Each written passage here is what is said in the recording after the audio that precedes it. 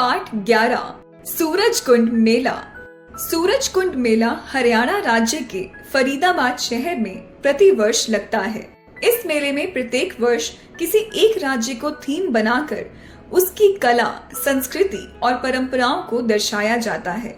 यह मेला हमारे देश की कला एवं संस्कृति का परिचायक है। इस मेले में भारत के विभिन्न राज्यों से कलाकार, शिल्पकार आदि सम्मिलित होते हैं और अपनी कला का परिचय देते हैं। मेले में मिट्टी को सुखाकर, पकाकर बनाए गए खिलौने एवं पत्थर की बनी मूर्तियां, सुंदर ठप्पे और तांबे की बनी वस्तुएं विशेष रूप से शिल्पियों की कार्यकुशलताओं को प्रदर्शित करती हैं।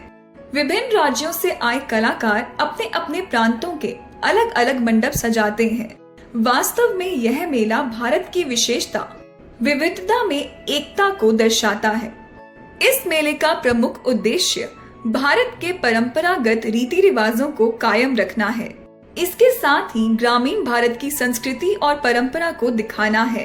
इस मेले का आयोजन पहली बार सन 1987 में भारत के हस्तशिल्प, हथकरघा और सांस्कृतिक विरासत की समृद्धि एवं विविधता को प्रदर्शित करने के लिए किया गया था।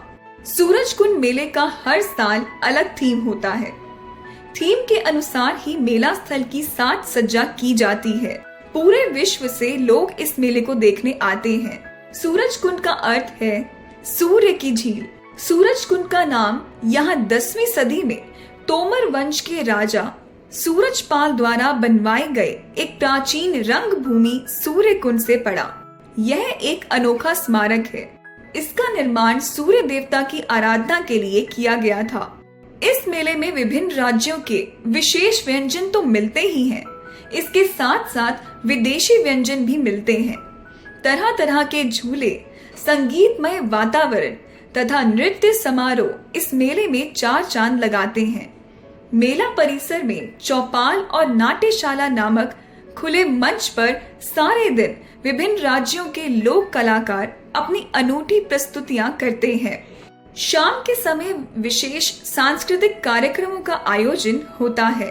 दर्शक बिहू, भांगड़ा, कालबेलिया, संबलपुरी जैसे नृत्यों का आनंद लेते हैं। सूरजकुंड मेले से हमारे देश के कुटीर उद्योगों को बहुत प्रोत्साहन मिलता है।